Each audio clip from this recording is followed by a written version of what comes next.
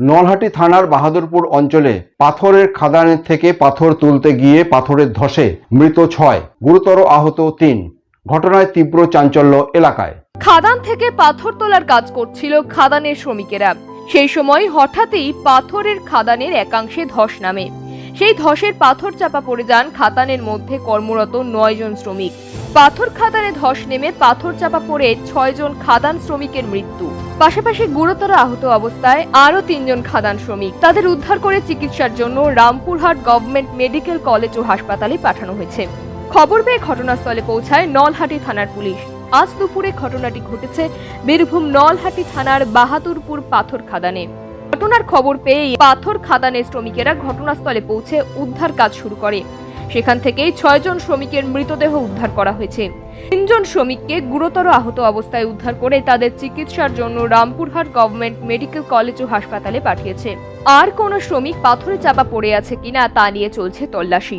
প্রত্যক্ষদর্শীদের কাছ থেকে জানা গেছে, আজ দুপুরে খাদান থেকে পাথর তোলার কাজ করছিল খাদানের শ্রমিকেরা। সেই সময় হঠাৎই পাথর খাদানের একাংশে ধস নামে। সেই সময়ই ধসের পাথরে চাপা পড়ে যান খাদানে কর্মরত 9 জন শ্রমিক। একসঙ্গে কাজ করছিল, ধস ছেড়ে গেছে। হ্যাঁ, হঠাৎ ওখানে সব একসঙ্গে কাজ করে তো, ওখানে কাজ করতে করতে ধস ছেড়ে সব ওখানকার আমাদের সব এক জায়গায় 3-4 জায়গায় আছে। ওটা নলহাটি পাহাড়। বাহাদুরপুর ওখান করে যাচ্ছে,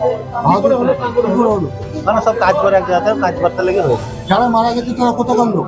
একটা বাগান পাড়ার আছে আমাদের 2টো, আর আরো বাগান পাড়ার 2টো আছে, আরো অন্য গ্রামের আছে। বাগান পাড়া আপনার যে 2টো আছে ওদের নাম কি? একটা লালবাবু, একটা রাজা। লালবাবু শেখ, রাজা শেখ। রাজা শেখ বাগান পাড়া বাড়ি। আপনি কি হচ্ছেন ওদের? আমার খুবই তো ভাই লালবাবু। ভাই, আপনার নাম কি? মানজারুল শেখ। মানজারুল শেখ। মানজারুল শেখ। হ্যাঁ। নলহাটির বাহাদুরপুরে পাথর খাদান ব্লাস্টিং করতে গিয়ে সেখানে আমাদের জলজান্ত বীরভূমের 6টা ছেলের মৃত্যু হয়েছে। আমার কাছে খবর আছে বীরভূম জেলার 200 পাথর খাদানের মধ্যে 6 থেকে 7খানা সরকার অনুমোদিত পাথর খাদান, বাকি খাদানগুলো অবৈধ।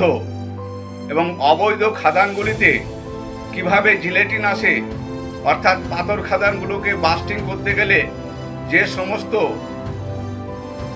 কেমিস্ট্রির আনুষঙ্গিক প্রয়োজন, সেই পদার্থগুলো কোথা থেকে আসে এগুলো দেখার বিষয়বস্তু।